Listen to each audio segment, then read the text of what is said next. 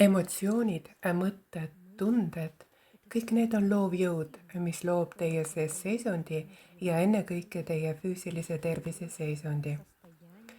Aju, mõtted sõltuvad otseselt teie emotsioonide sisemisest seisundist. Emotsioonid, need on need, mis teid väljendavad.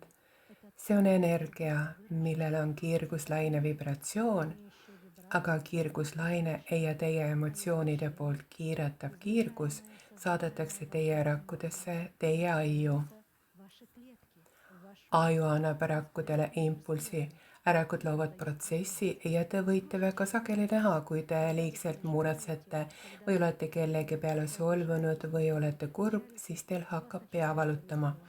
Teil langeb immuunsus ning te jääte haigeks. Sõbrad, see on otsene tõestus teie emotsioonide, mõtete, teie tunnete tööst, teie tervise seisundile. Ja ma tõesti tahan, et te õpiksite oma emotsioone juhtima. Paljud ütlevad, kui imeline see oleks, küll ma tahaksin õppida oma emotsioone juhtima. See tähendab, et ka oma elu juhtima, see tähendab, et ka oma tervist juhtima.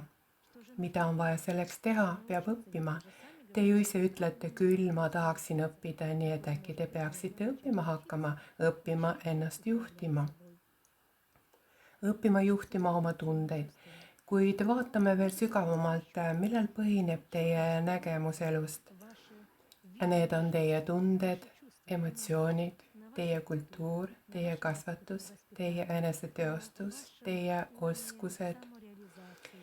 Isegi kui inimene ei suuda elus midagi teha ja ta on teadlik sellest, milline ta tegelikult on, ta mõistab, et tema primitiivne olek ei anna talle võimalust elada hästi, külluses, armastuses, mõistmises, et ta peab õppima, kuid õppida ju ei viitsi, siis on loomulik selline inimene ohjeldamatu, emotsionaalne, plahvatuslik, sest ta teab algusest peale oma võimalusi, kuid tal puudub soov teha tööd iseendaga, õppida ja muuta oma reaalsust, siis on ta loomulikult alati plahvatuslik, ärrituv, mis loomulikult mõjutab ka tema tervist. Mu sõbrad, tervis, rakkude töö, neuronvõrgustiku töö ja teie emotsioonide töö, see on teie keha terviklik, lahutamatu osa. Pidage seda alati meeles. Kui te näete, et mingil põhjusel ei kontrolli ennast, ei kontrolli oma emotsioone, siis hakake iseendaga tööd tegema. Esitage endale alati küsimus, see agressiivne seisund, mis põhjusel on ta esile kerkinud, mida see tunne mulle praegu näitab. Võib-olla ma ei suuda midagi ei oska, ei taha midagi õppida ja ma pean iseendaga ju tööd tegema hakkama, aga millest alustada? Alustage tööd oma emotsioonidega. Emotsioonid on minu elu alus. Ja kui te näiteks plahvatasite, siis esitage alati endale küsimus, mis selle põhjustas, kuid peate enda käest küsima ja endale vastama alati ausalt, mis põhjustas minu sellise reageeringu sellele või teisele olukorrale, emotsioonile, sündmusele. Reaktsioon ise, emotsioonid, sündmused, tegevused ongi sellele vastus. Te kardate midagi, sõbrad, kuid kardab ainult tahtejõuetu inimene, kes mingil moel on maha jäänud, inimene, kes midagi teha ei oska. Kui inimesel on käed, jalad, pea, siis ta suudab ju kõik. Ta lihtsalt ei taha. Ta võib kõike õppida, nii see tegelikult on. Mul on tungiv palve, soov ning nõuanne.